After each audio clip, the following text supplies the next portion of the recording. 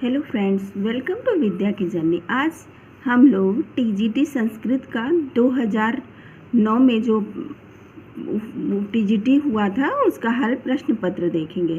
ये संस्कृत का है और आपके लिए बहुत ही हेल्पफुल होगा।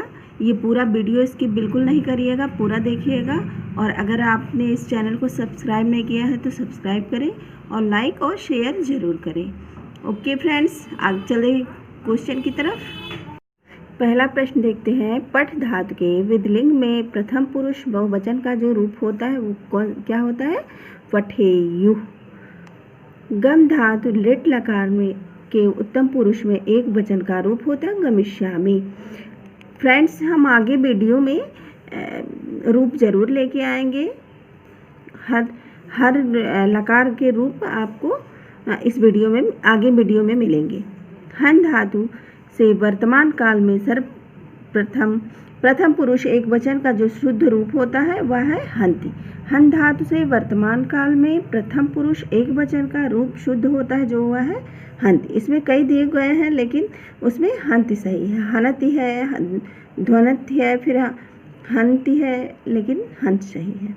निम्नांकित में से शुद्ध वाक्य कौन सा है? निम्नांकित में से इसको आप पूरा पढ़ेंगे, फिर आप इसमें से सही शब्द चुनेंगे।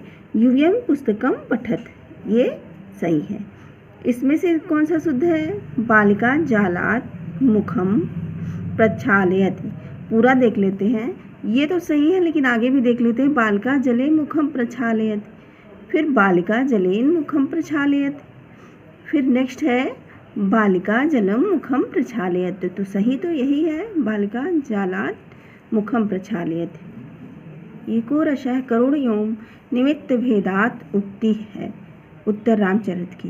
एको रसः करुण निमित्त भेदात उक्ति कहाँ की है? ये उत्तर रामचरितम की है। ओ के उपरांत यदि कोई स्वर आवे तो उसके स्थान पर हो जाता है औ। ओ के स्थान पर औ होता है। वाग धन ईशः, बागीशः में संधि का सूत्र है झलाम जसवंते से। बागीशः में किस सूत्र से संधि की गई है? तो झलाम जसवंते से। महाराज में समास है कर्मधारय। महाराजः में कौन सा समास है? कर्मधारय। पीताम्बरः में कौन सा समास है? बहुब्रीहि। और पीताम्बरम में कर्मधारय है। आलस्य ही मनुष्याणाम। फ्रेंड्स, इसको एक बार फिर से देख लेते हैं। पीताम्बरः में कौन सा समास है? तो उसमें बहुब्रीहि है, लेकिन अगर पीताम्बरम होता तो इसमें कर्मधारय समास होता। आलस्यम हिम मनुष्याणाम शरीरोस्थो महान रिपुः नच्यतु मध्य समो बंधु कुर्वाणो नाव सीदति। इस श्लोक में महत्व प्रतिपादित है कर्म का। जो आलस्य करते हैं उनको गरीब बताया गया है और जो कर्म करते हैं उनको ही अच्छा बताया गया है इसमें। सेवा धर्मो परम गहना योगिनामप्य गम्य, यह कथन है भर्तृहरि का। विधि रहो बलवान नीति में मति सूक्ति है नित शतकम की।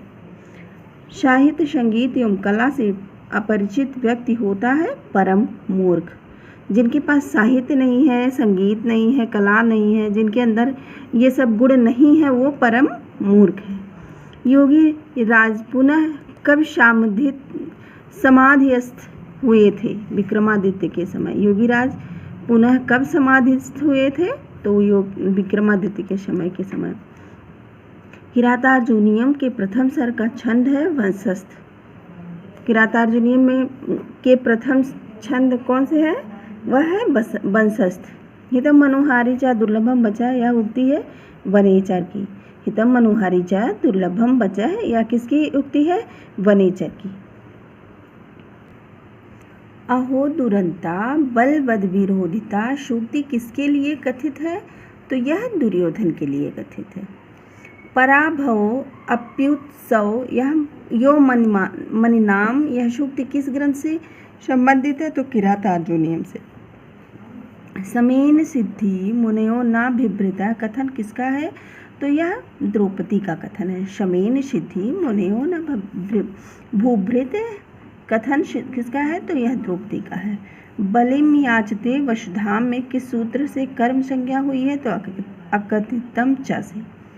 बलिम याचते वसुधाम यह शुक्ति किस कर्म से संज्ञा हुई है? तो अकथितम च से। उपगंगम में कौन सा समास है? तो अव्ययी भाव समास है। उपगंगम में अव्ययी भाव समास है। कष्टापन्न समास का विग्रह है कष्टेन आपन्न। कष्टापन्न समास का विग्रह क्या है? तो कष्टेन आपन्न। वाग्युद्धम समास का विग्रह है वाचा युद्धम। आगे है पितृ शब्द का सप्तमी एकवचन में रूप क्या होगा? तो पितरी होगा। गौतमी कौन थी? तो वृद्धा तापसी थी। गौतमी कौन थी? वृद्धा तापसी थी। फ्रेंड्स, जो रूप है मैं आगे वीडियो में लेके ज़रूर आऊँगी, तो मेरे चैनल को आप सब्सक्राइब ज़रूर करें। गौतमी कौन थी? तो यह वृद्धा तापसी थी। शकुंतला का दुष्यंत के साथ विवाह किस विधि से हुआ था? तो गंधर्व विवाह हुआ था। शकुंतला और दुष्यंत का जो विवाह हुआ था वह गंधर्व विवाह हुआ था। वामाह कुलस्याधय में वामाह का अर्थ है प्रतिकूल। भूयिष्ठम भव दक्षिणा पर्जने में पर्जन का अर्थ है सेवक जन। विचिन्त्यम में कौन सा प्रत्यय लगा है? तो यद प्रत्यय लगा हुआ है। उहारते में कौन सी धातु है? तो उह धातु है। पत्तियों में कौन सी विभक्ति है? सप्तमी एकवचन की विभक्ति है। फ्रेंड्स, जल्दी जल्दी पढ़ा रहे हैं क्योंकि आप लोगों को अच्छे से ये लर्न हो जाए। यक्ष का प्रवास किस पर्वत पर था? तो वह रामगिरी पर था। एक बार और देख लेते हैं। यक्ष का जो प्रवास था वो किस पर्वत पर था? तो रामगिरी पर्वत पर था। यक्ष की पत्नी कहाँ रहती थी? तो अलकापुरी में रहती थी। यक्ष का स्वामी कौन था? कुबेर था। सतीर्थ का अर्थ है सहपाठी। योगी राज किस राजा के काल में प्रथम बार सामंथित हुए थे? तो युधिष्ठिर के राज्य में। जियाशु में कौन सी धातु है? जी धातु है। चंद्रहास का अर्थ है तलवार। चंद्रहास का जो अर्थ होता है वो क्या है? तलवार होता है। वरलिंगी का अर्थ है ब्रह्मचारी के वेश वाला। ब्रह्मचारी के वेश वाला वरलिंगी का अर्थ है यहाँ ब्रह्मचारी के वेश वाला। मेघदूत की कथा वस्तु विभक्त है उपखंडों में। मेघदूत की जो कथा वस्तु है वो किसमें विभक्त है? तो वो खंडों में विभक्त है। रघुवंश है एक महाकाव्य। रघुवंश जो है वह महाकाव्य है। एको रसा करुण युम निमित्त भेदाद में संबंध रचना है उत्तरामचरितम की। विदूषक रहित रचना है मुद्रा राक्षसम की। विदूषक रहित जो रचना है वह है मुद्रा राक्षस। भू धातु परस्मय पदी का लंग लकार मध्यम पुरुष एक वचन का रूप है अभवः।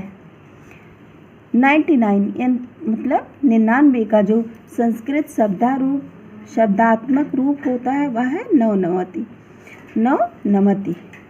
अनुनासिक वर्णों की जो संख्या है वह 5 है। अनुनासिक जो वर्ण होते हैं वो 5 होते हैं, ये सबको पता है।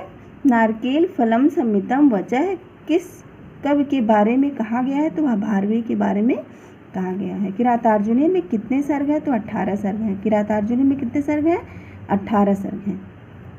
कादम्बरी में वर्णित सुख पूर्व जन्म में था वैशंपायन। कादम्बरी में जो वर्णित सुख है वह वैशंपायन उसका पूर्व जन्म था।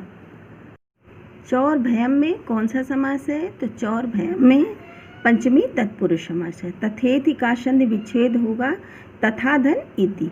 तथेति का जो संधि विच्छेद है वो तथा धन इति है। निम्नलिखित में से कौन सा कथन असत्य है? फ्रेंड्स, सत्य असत्य कथन बहुत पूछे जाते हैं इसमें, तो इसलिए आप उसको ध्यान से पढ़ के इसका आंसर दीजिएगा। मालविकाग्निमित्रम नाटक में 7 अंक है, तो इसलिए आपको पता होगा किस नाटक में कितने अंक हैं, तभी ये सही आप कर पाएंगे। अभिज्ञान शाकुंतलम नाटक में 7 अंक हैं। शाकुंतलम की कथा महाभारत के आधार में वर्णित है। कालिदास वैदर्भी शैली के कवि हैं, तो इसमें से कोई सही नहीं है। मालविकाग्निमित्रम नाटक में 7 अंक है, यही सही है। महाभारत को कहा जाता है जय संहिता। महाभारत का दूसरा नाम है जय संहिता। महाभारत को हम जय संहिता के नाम से भी जानते हैं। संस्कृत में 10,000 होगा आयुतम। संस्कृत में 10,000 को हम आयुतम बोलते हैं। कालिदास का आश्रयदाता राजा कौन था? तो चंद्रगुप्त विक्रमादित्य। रिक्त सर्वो भवति हिम लघु पूर्णता गौरवाय प्रस्तुत सूक्ति इस किस ग्रंथ से उद्धृत है? तो मेघदूतम से। उत्तर रामचरितम के तृतीय अंक में कुल कितने श्लोक हैं? तो 48 श्लोक हैं। उत्तर रामचरितम के तृतीय अंक में कुल 48 श्लोक हैं। बृहद कथा के लेखक हैं गुणाढ़। बृहद कथा के लेखक कौन है? वह गुणाढ़ हैं। सहसा विदधीत ना क्रियाम अविवेकः किस कवि का प्रिय श्लोक है? तो यह भारवी का प्रिय श्लोक है। सहसा विदधीत ना क्रियाम अविवेकः किस कवि का प्रिय श्लोक है? तो भारवी का है। निम्नलिखित में से कौन सा युग्म सही नहीं है? अब इसमें आप अगर सारे मृच्छकटिकम किसने लिखा? शूद्रक, वेणीसंहार, भट्ट नारायण, रुद्राक्षसम, विशाखदत्त, रजतरंगड़ी, क्षेमेंद्र। निम्नलिखित में से कौन सा युग्म पूछा है सही नहीं है? तो रजतरंगड़ी, क्षेमेंद्र यही सही नहीं है। मृच्छकटिकम किसने लिखा? शूद्रक ने। वेणीसंहारम किसने लिखा? भट्ट नारायण ने। मुद्रा राक्षस विशाखदत्त ने लिखा। और रजतरंगड़ी ये क्षेमेंद्र ने नहीं लिखा, यही सही है। रजतरंगड़ी ये क्षेमेंद्र की रचना नहीं है, बल्कि ये कल्हड़ की रचना है। इसके जो लेखक हैं ये कल्हड़ जी हैं। कल्हड़, ये कल्हड़ की रचना है। किरात अर्जुनीयम में किरात शब्द किसका बोधक है? तो किरात शब्द जो है वो शंकर का बोधक है। किरात अर्जुनीयम के प्रत्येक सर्व के अंतिम पाद का पद है लक्ष्मी। किरात अर्जुनीयम के प्रत्येक सर्ग के अंतिम पाद का जो ये पद है वह लक्ष्मी है। कवीषु कालिदासा श्रेष्ठा में प्रयुक्त विभक्ति है सप्तमी विभक्ति। अगर किसी को श्रेष्ठ बताया जाए वहाँ सप्तमी विभक्ति होती है। शकुंतला के सास दुष्यंत के दरबार तक कौन गई थी? तो वह गौतमी गई थी।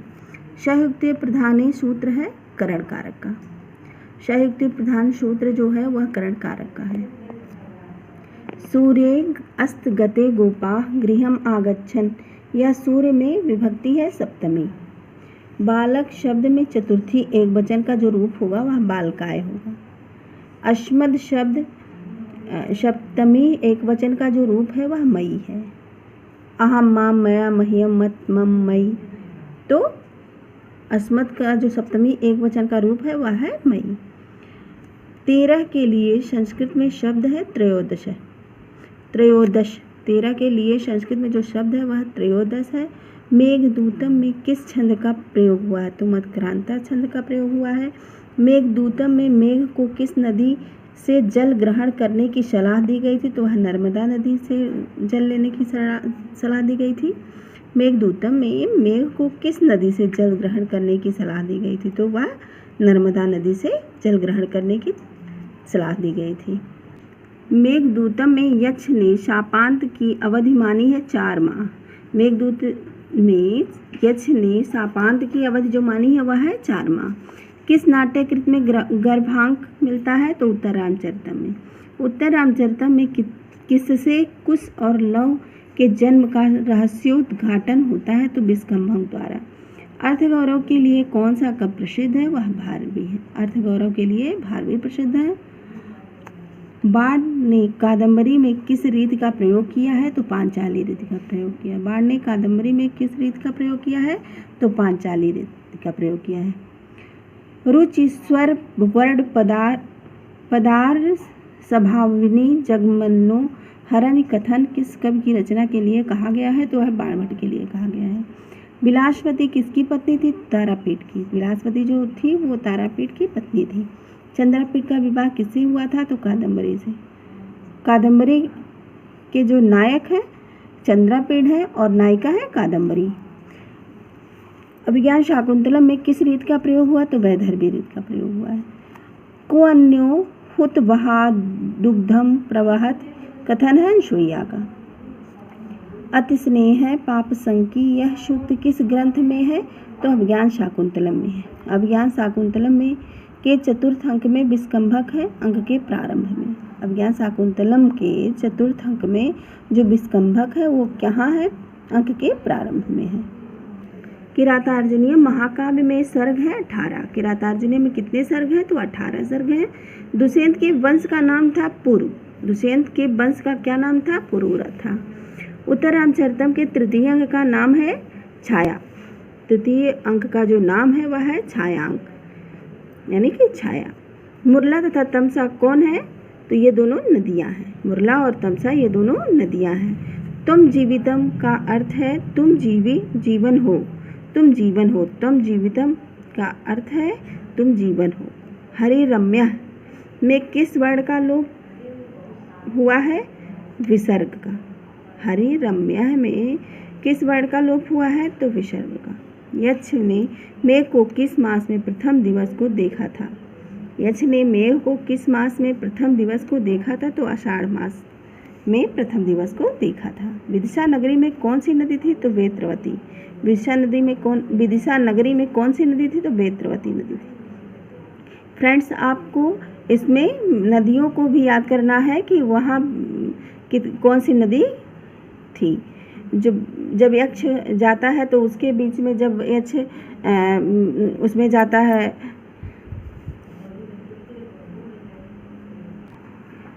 सॉरी फ्रेंड्स, अलकापुरी में जाता है जब यक्ष, तो उसके बीच में जितनी भी नदियाँ पड़ती हैं उसको भी आपको लर्न करना है। तो आप एक बार पूरी वीडियो को भी देख लीजिएगा। जो उत्तर रामचरितम है और जितने भी ग्रंथों के सामान्य परिचय कराए गए हैं उसको सारे आप देख सकते हैं। विदिशा नगरी में कौन सी नदी थी? तो वेत्रवती नदी थी। कृतांत का अर्थ है जिसने अंत कर दिया। कृतांतः का अर्थ है जिसने अंत कर दिया। नागेंद्र का अर्थ है श्रेष्ठ हाथी। नागेंद्र का अर्थ है श्रेष्ठ हाथी। अभिज्ञान शाकुंतलम में कण्व ऋषि को किस अन्य नाम से वर्णित किया गया है? तो वह कश्यप नाम से वर्णित किया गया है। काश्यप नाम से। वनेचर किस वन में युधिष्ठिर के पास आया था? तो द्वैत वन में आया था। वनेचर किस वन में युधिष्ठिर के पास आया? वह द्वैत वन में।